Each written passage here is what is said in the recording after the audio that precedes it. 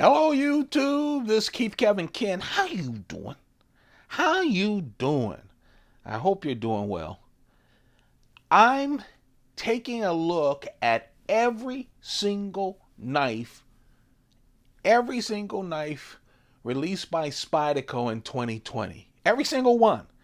The sprint runs, the distributor exclusives, every single knife, all the hard to find, hard to see knives, including the production knives, and every single variation of those.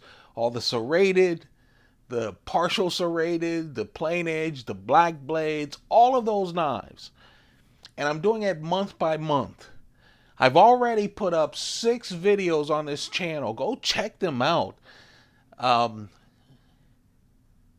All the knives in January that were released, February, March, April, May, and June. Every single knife. And what you see in front of you now are all the knives that Spyderco released in the month of July in 2020. Month of July in 2020. Just as one note, none of these knives are for sale or trade right now. None of them are for sale and trade right now. Okay? So let's talk about it. I'm starting with the first two that are new knives. There were 11 new designs released in 2020 from Spyderco. There are about 70 to 80 knives altogether. The vast majority of them were different versions of existing knives, but there were 11 new knives. Check out those first 6 videos because a lot of them were in the first part of the year. But we have 2 new designs in July. This is one of them. You know, Spyderco has really been doing, I think, a very good job of expanding their value folders. You know, those knives that are under $50. They've introduced new designs. They've upgraded some steel. They've done lightweight versions of value folders. You can do a complete collection of value folders and have a wonderful collection if you're just starting to collect knives. Well, here's one of the new ones. In July, they released the Astute. The Astute. What I like about the Astute, first, it's pretty much a full flat ground blade like most of the other value folders. It's a thinner profile. And like most of the value folders, it has 8 CR13 MOV steel. Now, we talk about a lot of exotic steels. We're going to talk about a lot of exotic steels in this video. But let me tell you something. People say, you don't use all your knives. Well, I literally have about 50 or 55 value folders of all different kinds. And these are the knives I use to break down the millions of boxes and to do a lot of the things around the apartment that I need to have done. And that steel holds up. It's a very good steel. It's not a super steel, but that's why these knives are $40 to $50, and a lot of them are a lot less than that. It's a 3-inch blade, 6.9 inches total. It weighs 2.6 ounces. I love the profile. Black G10 scales, full stainless steel liners, open construction, easy to clean, and a 4-way clip. Right hand, left hand, tip up, tip down. Liner lock. This is the Astute. Brand new knife in 2020. And a brand new, let's turn them over when I'm done. And a brand new value folder. Oh, I love this knife. Another new design. It's the Spyderco Opera. I love this knife. It is a backlock, and I know a lot of you guys hate backlocks. Oh, the D10 is perfect. It opens so smooth. It does. I know with backlocks you can push it down, but I'm always scared I'm going to cut myself. Just a wonderful knife. Again, thin profile. Feels great in the hand. This has Bowler's M390 steel. And I love this brown canvas micarta. I wish Spyderco would do more micarta. They do it so well. They really do. This is smooth. It's all rounded.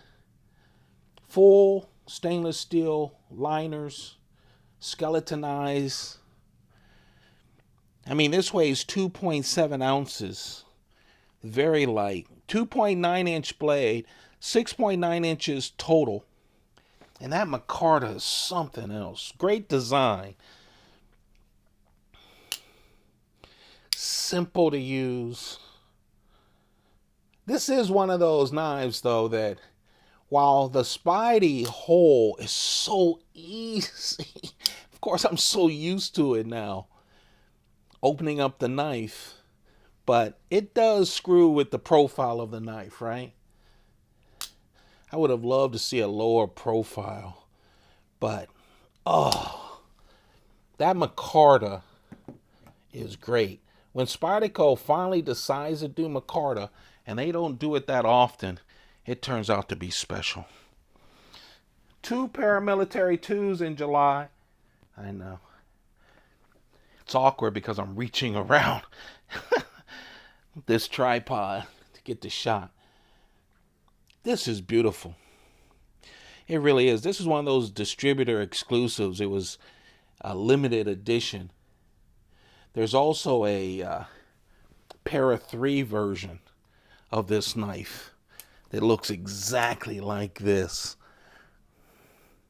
It has a black blade with crewwear steel, CPM crewwear steel. Very popular steel that everyone's looking for. Oh, look at that. The black with the purple scales. Of course, the compression lock, all black hardware as well. In this case, you know, I told you about the blacked out Yojimbo, which is the only blacked out knife that Spyderco has done where the compression lock, liners, and everything is blacked out. But I love how, in this case, you know, the bug is blacked out and everything. I love how they keep the writing and letting that pop on the blade. It just looks nice. But that black hardware and that purple, I would never have thought of dark purple. But, oh, it looks great. Again, there's also a Para 3 version with crewwear that looks exactly like that. This is one of those distributor exclusives where a distributor buys a lot of knives. They work with Spyderco for an exclusive knife. Usually a change of scales and or blade shape, new steel. They're usually around 600 of them. And then once they're gone, they're gone. This is one of those distributor exclusives from Blade HQ. They started with this. This is the first time that the Para 3 had the paramilitary 2, sorry. The paramilitary 2 had a time-tool blade. This is the blacked out version of it. And then again, black scales. I'm not going through all the dimensions and stuff of the knives. Most of these have their own videos on this channel. Go check them out on the Knife of the Day playlist. But this is a real nice knife. I love that Tanto blade. This has the black blade. Spoiler alert. They started with the black blade. It was exclusive. Blade HQ has said that they're going to release more of these. So they sold out quickly, and then the rumor is they're going to release more. So I think probably in 2021 or so, this will become a more common knife. I think. That's just what I'm hearing on Instagram and stuff. But I want to make sure to have this. Spoiler alert, there is a satin blade Tanto Paramilitary 2 as well from Blade HQ as an exclusive that released later on. You'll see that as we get closer to the end of the year. They started with the black blade and ended with a satin blade. Yes, it's sold out. It's probably available on the secondary market.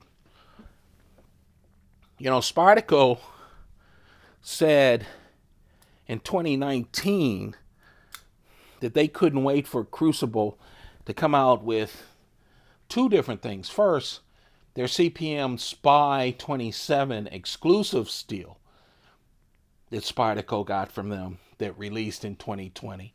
Go check the other videos. You'll see some of those knives. And you'll see some coming up in later videos. But they also said that Crucible upgraded their S35VN steel. They did. And this is S45VN. They said they want to rush it out. A lot of knives have done that. I just heard that Chris Reeve are doing new versions of their Menunde, one of my favorite knives. They're small gentleman folders, and they will have S45VN steel. So I'm sure in the years to come, just like they did with S30 to S35VN, they will be changing theirs over the S45VN steel. But Spyderco used the Para 3 to do that. Sorry about that.